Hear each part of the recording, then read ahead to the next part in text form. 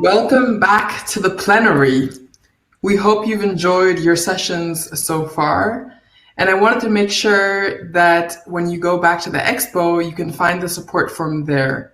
Do hit the button there if you're interested in collaborating or learning more about our innovators. I am thrilled now to introduce a conversation between Marie Ringler, the leader of Ashoka in Europe, and Nobel Peace Laureate Kailash Satyarthi. Briefly about Marie, she is a member of Ashoka's global leadership group and is now responsible for leading our work across Europe. She has built a number of successful citizen sector organizations and served as an elected member of the regional parliament in Vienna. It's great to have you here, Marie. Thank you. Kailash Satyarthi, originally from India, has been fighting for children's rights for over 40 years. The Save Childhood movement he started is estimated to have rescued nearly 100,000 children from slavery and child labor and inspired action against the abuse of children worldwide. In 1995, he was elected an Ashoka Fellow, and in 2014, alongside Malala Yousafzai, he was awarded the Peace Nobel Prize for his lifelong fight against child labor and for the right to education of children everywhere. Marie and Kailash, please join me here on stage. We cannot wait to hear your thoughts. Thank you so much. Thank you so much, Kailash, for being here with us today. It's a real privilege and honor. I have to say that I've been really, truly inspired by you and your work for many, many years. You are one of those, people that show us that, when we see injustice and we act on it, we can actually eradicate it. And one of the stories from your life that has touched me most is the story when you as a young boy saw a child that was poor, that wasn't able to go to school like yourself. And you started, I guess, your fight for the rights of children by, understanding that other children weren't having the possibilities that you were having. And what that shows, I think, is empathy, right? It is the ability to step into the other's shoes and understand. And what I'd love for you to share with us today is, what is the situation in India right now in the midst of this pandemic? Help us understand what you yourself, your family, your loved ones are going through, but also what the millions or billions of people in India are going through in this situation right now. Thank you. Thank you so much. So first of all, I would like to tell every one of you, and particularly dear Ashoka Fellows, that for others, Kailash Satyarthi could be a guest or a Nobel laureate or a celebrity or whatever. But for you, I'm your brother. I'm one of you. Mm-hmm. I would like to underline here that one of my first international recognitions for my work, which was not even considered as an important issue those days, because the issues of child slavery, child labor, child trafficking were more or less non-issue. They were not talked about. Nobody was, or very few people were agreeing that this causes poverty, illiteracy, crimes, exploitation, and the denial of human rights. So these things like child labor makes the vicious circle of intergenerational exploitation and marginalization and poverty.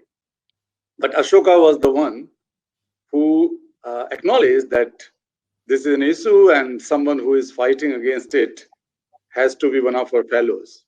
Mm. So Brian is a great friend, and I feel same for all of you. Mm. Having said that,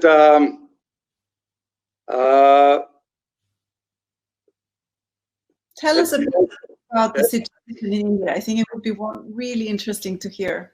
Yeah. So the situation in India is complex because India is a complex country. We are living in lockdowns, and I have never experienced that I could stay inside one house for almost 2 months in whole my life, but I'm doing so and respecting and observing the norms and discipline of lockdown. The government of India has taken several important measures to prevent it and to control it. Somehow, in such a big country, we have just little more than 100,000 coronavirus cases. Many of the activities have helped, and society has also responded. That is one good part of it. Government has also announced several stimulations and schemes for the poor people. That's also good. But in spite of these, hundreds of millions of people are facing serious problems and crises. They are, of course, agriculture workers, migrant laborers who were working in unorganized sector and informal economies, their children, and so on. I guess that hundreds of thousands of people right away now at this time might be either walking on the road somewhere or desperate to get a bus or truck or any other lorry to reach back home. They are desperate to go back to their homes. So this is a serious crisis. Last about 2 weeks ago, 3 weeks ago, there was an incident when a 12-year-old trafficked child laborer who was returning from a state called Telangana to go back to her home village in another state, and that is Chhattisgarh, started walking for about 150 kilometers. So she had almost completed those 150 kilometers, but little more than an hour short of her village, she fell down and she collapsed. And doctors declared that she died not because of coronavirus, but because of hunger and because of thirst. She had no water and no food in her stomach. She could not earn anything. She earned a little bit chilies because she used to work in a chili field. And as a gift or as a souvenir, she might be bringing a bunch of chilies to her parents. This is not just one case. There are hundreds of thousands of children in many places, in gold mines of South Africa, in Amazon region in Brazil and some other places, in Kathmandu, Bangkok, and Cambodia, girls who were pushed first of all to sex slavery. Now they are on the streets. They are not entitled even to get the government facilities which are provided for workers who are registered, but they have no documents. So this is a saga of hundreds of millions of people in India and in the world. So it is the mixed situation, but it is for the first time that the entire humanity is suffering, though if you count the number of deaths in the world wars and other pandemics, it is not so big. But right from the poorest of the poor and richest of the rich is feeling frightened because of the media, social media, and outreach of knowledge, information. They all feel, and many of them are locked, which perhaps never happened in the past. I think, for all of us, it is very helpful to understand the story that you just shared about this, young girl trafficked, and then, in this situation. How is your work and how is your foundation responding to this crisis? So in India, we have started with some humble efforts, especially in those areas where we were already working, the child trafficking source areas or child labor prone areas. So we had a lot of information about the children who were working in some factories and mines and other places. And these factories were locked, sometimes from inside or sometimes from outside, and their masters, the employers, ran away to some safer places. And the children were left on the mercy of the neighbors and other people. So on the basis of that information, we immediately started coordinating with the government agencies and police to get them out and send them back home, or at least to take care of their food and shelter and safety and health in those locked premises. So that was our beginning, and that has been done with many, many children, hundreds of children. But simultaneously, we knew that there are certain pockets where the nomadic tribes and other people live, and they are already socially excluded, or they were facing social, cultural discrimination. We decided to support them, a few hundred families to start with. And now we are directly supporting over 7,000 families and about 80,000 people with the food or grocery and so many other things. The most, I would say, inspirational or heartening story was for me that some of those children whom we freed from slavery in last years, when they learned that there is a scarcity of masks in those poor villages, they started making them. They decided that they are going to cook food, though they were not cooked, they were not chefs, but we have converted one of our ashrams into a community kitchen. So all the young people got involved in it. And some children or some boys, teenagers, I would say, those who were learning tailoring and sewing, they started teaching to everyone. So about 50, 60 young people started making the mask, and hundreds and thousands of masks were stitched by them and distributed to needy people, the poor people. So some of the work is being done from us, but more importantly, I'm continuously in coordination with the state chief ministers, state authorities, as well as with the central government, and giving them some ideas, some advices that how to protect the lives, liberty, dignity, freedom of these children, and in the post-COVID-19 period, how we are going to ensure that they should not fall back into slavery, or new girls and boys should not be trapped into prostitution and slavery and other forms of child labor. So we are suggesting some measures, and government is listening carefully. So these are certain things we do in India.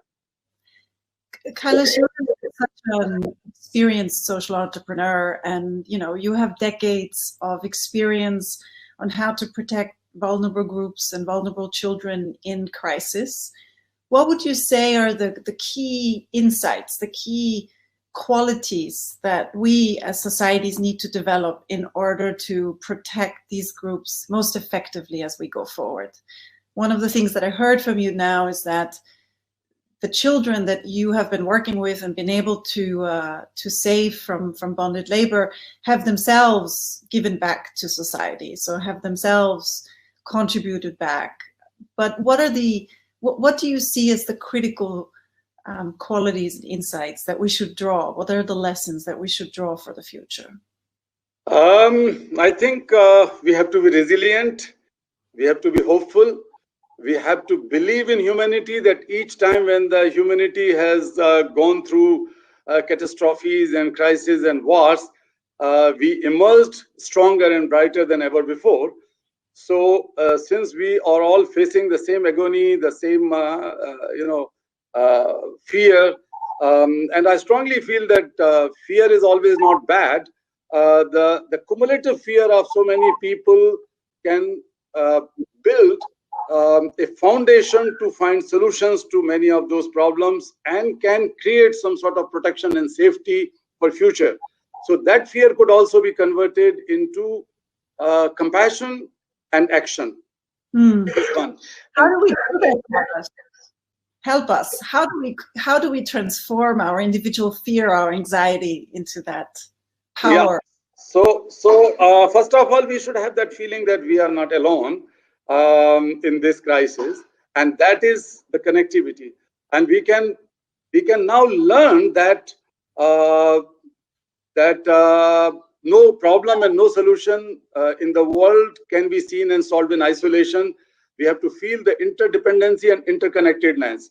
But that can also be converted into, I would say, 4 fundamental things, because I feel that it is not simply a health crisis or economic crisis. It is the crisis of civilization, because the footprints, the long-term impressions and impact of this situation are going to impact the human civilization. So what we can do as human beings, even without getting involved into the front line as the frontline defenders or giving money or doing anything, but as individual, I would say that we have to build certain traits, certain qualities which are there already inside us. One is compassion, and that means feeling the suffering of others as our own suffering, with a drive and desire to take action to solve that suffering. That quality of a human being can be evolved and developed and digged out from inside and developed. That is already there, but we sometimes limit it, and sometimes due to frustration and agonies and these things we lose this. But now we can revive the compassion which is inside us. That is one. Secondly, we can also dig out another thing, which is the honest thinking about the life, and that is the gratitude. So I've been calling for creating a supply chain of gratitude. Oh, that's supply chain of gratitude.